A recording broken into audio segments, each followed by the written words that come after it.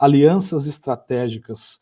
Alianças estratégicas são ferramentas, é uma ferramenta, na verdade, que tem sido utilizada cada vez mais pelas empresas em busca do diferencial competitivo, em busca de se destacar, ou mesmo em busca de crescer no mercado. E eu tenho atuado com alianças e estudado alianças durante muitos anos, tenho vivenciado o que é desenvolver alianças, promover, fazer alianças entre empresas crescer, e mesmo alianças entre pessoas. E aí, quando fui convidado para estar aqui com vocês hoje, pensei, bom, vou falar de alianças, né? Essa minha história com alianças empresariais e alianças entre pessoas, ela teve início há um pouco mais de 15 anos. Tive a oportunidade de trabalhar numa empresa que era uma startup na época, chamada Skype. O Skype foi criado em 2003, muito rapidamente se transformou num unicórnio. Em 2005 foi comprado pelo eBay por 2,6 bilhões de dólares. Naquela época era um negócio gigantesco, muito grande mesmo.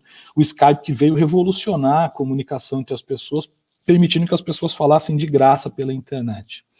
E o eBay comprou o Skype com o objetivo de facilitar a comunicação entre os seus usuários ali nos leilões, mas a aderência foi muito pequena.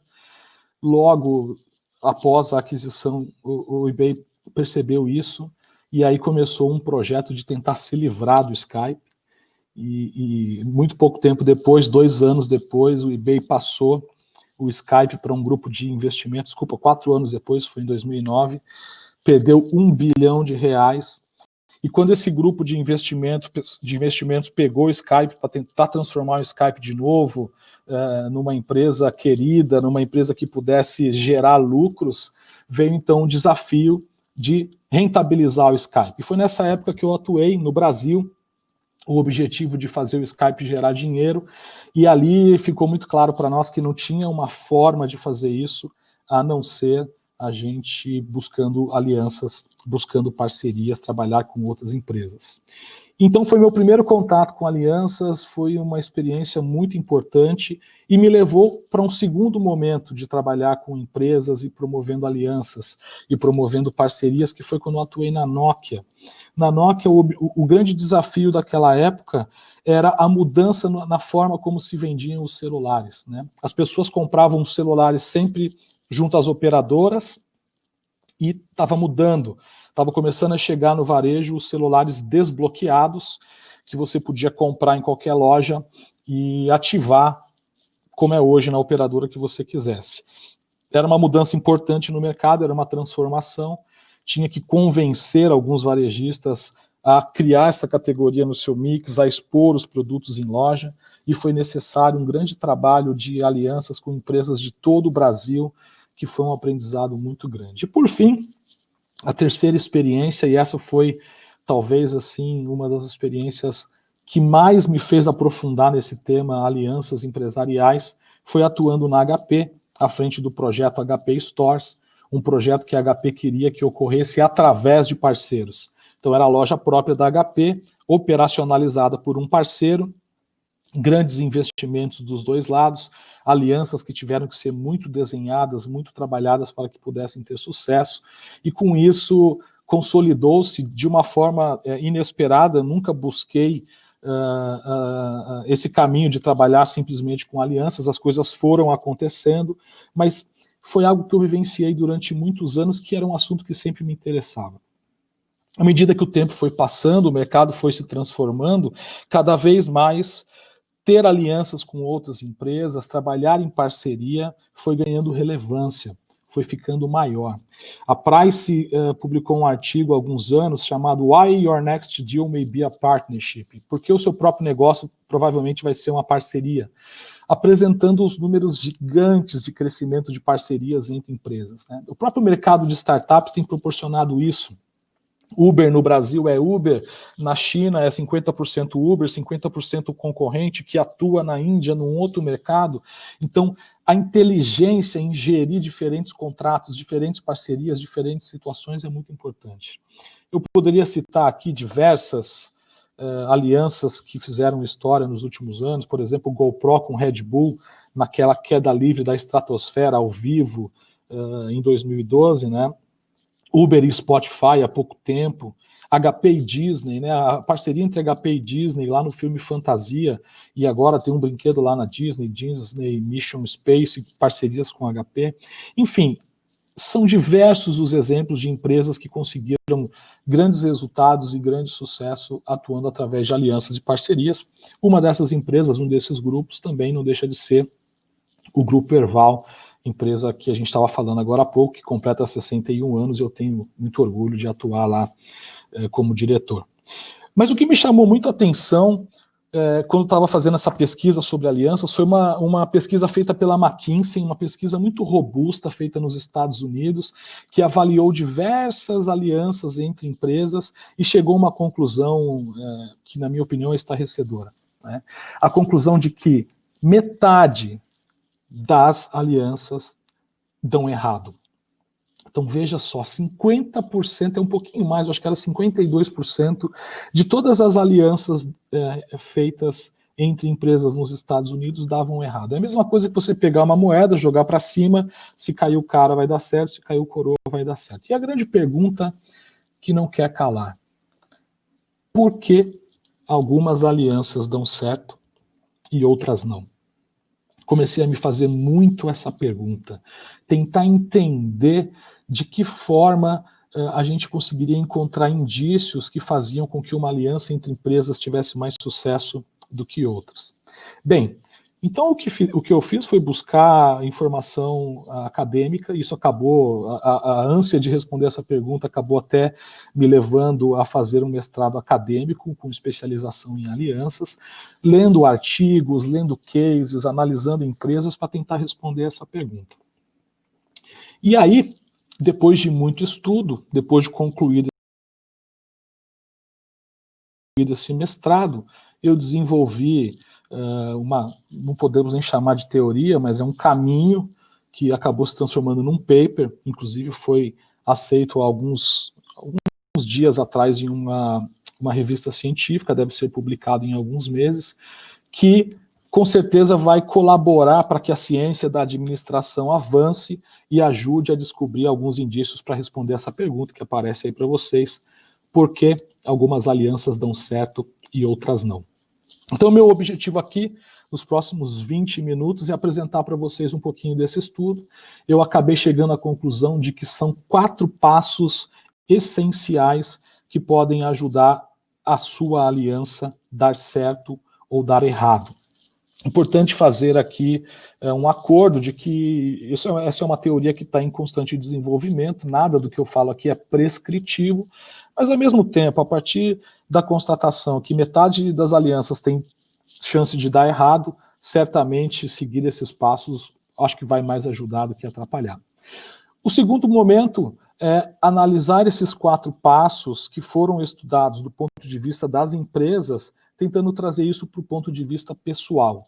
Ora, desenvolver uma boa rede de relacionamento, desenvolver alianças com pessoas, ex-colegas de trabalho, amigos, colegas de escola, muitas vezes é o segredo para se conseguir abrir portas, seja do ponto de vista pessoal, quando você troca conhecimentos, você aprende, você troca experiências, seja no âmbito profissional, te ajudando numa oportunidade, te indicando para uma vaga, por exemplo, ou mesmo nos negócios. As relações pessoais muitas vezes abrem muitas portas para os negócios. Então vamos lá aos 4 passos, tá, pessoal? O primeiro passo que eu identifiquei nessa pesquisa, que na verdade é um antecedente das alianças, ou seja, você não tem nenhuma aliança ainda, mas ficou muito claro e faz todo sentido que a reputação de uma empresa ou de uma pessoa, ela tem uma influência importantíssima no sucesso ou não de uma aliança que aquela empresa ou pessoa vai desenvolver no futuro. Então, veja, hoje em dia, a gente dificilmente reserva um hotel ou mesmo vai a um restaurante sem antes acessar algum aplicativo e analisar a reputação daquele lugar ou daquele espaço, né?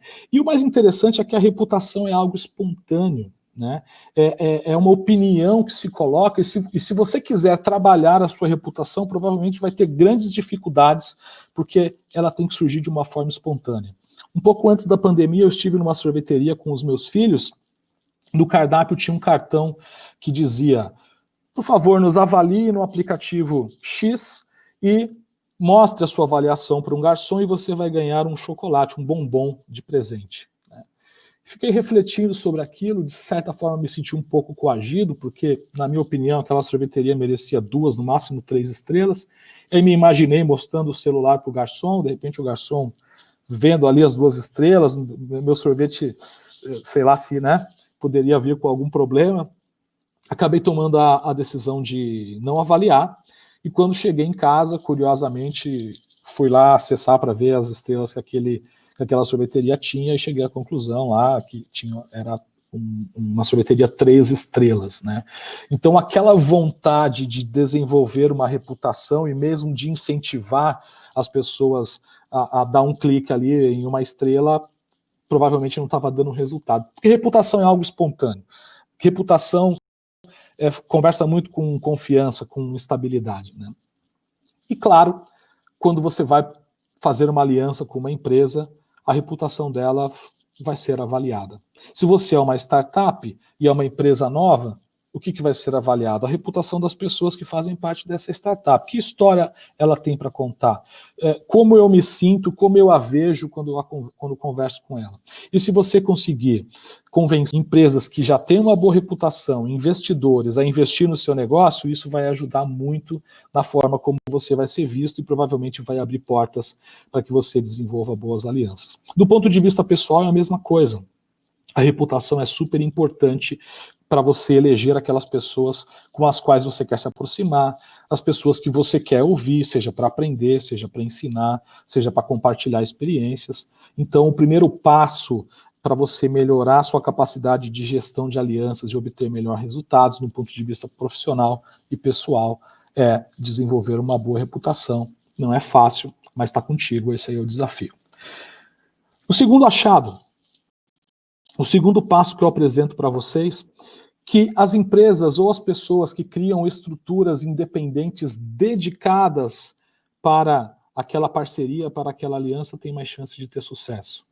O que a gente vê no dia a dia empresarial é uma série de iniciativas e, como a gente gosta de brincar, poucas acabativas. Então a gente começa um monte de iniciativa, faz reuniões, traz parceiros, desenha ideias de trabalho em conjunto, aquela reunião tem um monte de energia, todo mundo sai cheio de vontade, e aí quando vai para a execução, não consegue sair do papel, o tempo passa, vai diminuindo aquela vontade de fazer as coisas acontecer, quando você vê, nada saiu do papel, né?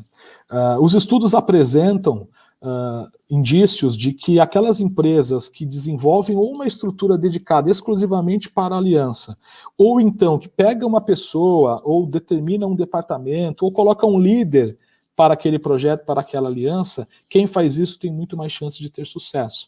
Porque você tem alguém ali que está olhando para aquilo o tempo todo. Muitas vezes, quando você faz aliança com uma empresa diferente ou uma parceria, existem questões, as empresas são diferentes, os processos são diferentes, as ferramentas são diferentes. Então, ter alguém dedicado muitas vezes faz muita diferença. No âmbito pessoal, a dedicação a uma parceria e a uma aliança, ela também faz toda a diferença, né? Eu estava falando com uma pessoa, eu fiz o aniversário no mês de agosto, e pelas redes sociais, né, a rede social te avisa, aniversário do Wagner, e pelo LinkedIn eu recebi algumas mensagens, várias, né, que eram mensagens automáticas, né, as pessoas veem que é seu aniversário, apertam um botão, vai lá, parabéns Wagner, feliz aniversário. Ora, muito legal, de certa forma, houve uma tentativa de fazer, de valorizar essa relação, de manter contato, né, mas a partir do momento que isso fica robotizado, às vezes pode dar uma conotação até diferente. Eu estava conversando com uma pessoa, estava criticando isso no dia do aniversário dela, semana passada, dizendo, olha, na minha opinião, se é para mandar isso, talvez melhor nem mandar, porque é a mesma coisa que não tivesse mandado, né? E aí eu me lembro de um amigo de infância, que se chama Edmir Garcia, mora no interior de São Paulo, né? A gente não se vê há 10 anos, mais ou menos, mas o Edmir, ele tem um hábito muito interessante, né? No aniversário das pessoas, ele ele liga para as pessoas, né? Ele dedica 10 minutos do dia dele para fazer uma ligação Agora, na verdade, ele manda um áudio pelo WhatsApp, e é muito interessante porque ele tem esse hábito e todos os anos a gente já fica ali esperando aquela ligação. Eu diria para vocês que nos últimos 10 anos, o único contato com o Edmir foi nessa mensagem, nessa ligação anual, mas parece que a gente está próxima. Os nossos laços de amizade parece que estão vivos, e eu sei que eu posso contar com ele, e ele também sabe que pode contar comigo.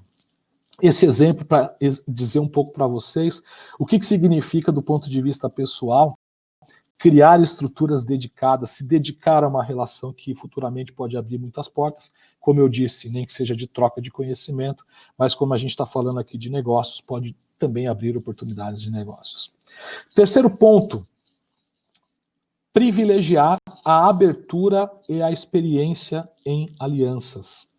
Quando você está buscando desenvolver uma aliança com alguém, tem muito mais chance dessa aliança dar certo se aquela empresa que você está buscando já possui algum tipo de experiência em aliança e mais, se ela está aberta a fazer uma aliança com você. Eu tive um gestor que ele falava que essas parcerias são como um casamento. E está bastante certa a analogia dele, porque realmente funciona como um casamento. As duas partes têm que estar abertas e interessadas em fazer aquela relação acontecer.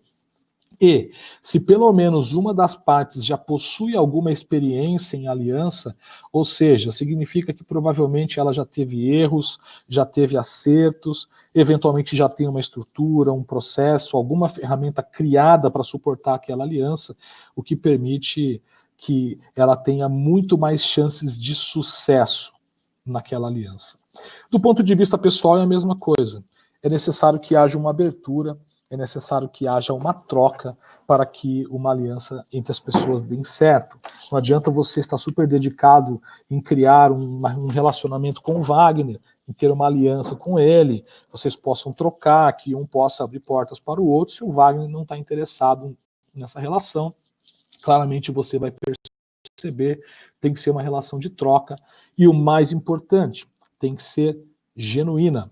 Porque também de nada adianta você não ter nenhuma afinidade com determinada pessoa, não ter nenhuma vontade de estar ali com ela, não enxergar nada de potencial naquela relação, mas por uma questão exclusivamente de interesse, você aparece com aquela mensagem e aí sumido, como vai, não pega. Né? Então a abertura tem que ser genuína, tanto de empresas como de pessoas, e a experiência também tem um papel fundamental aqui.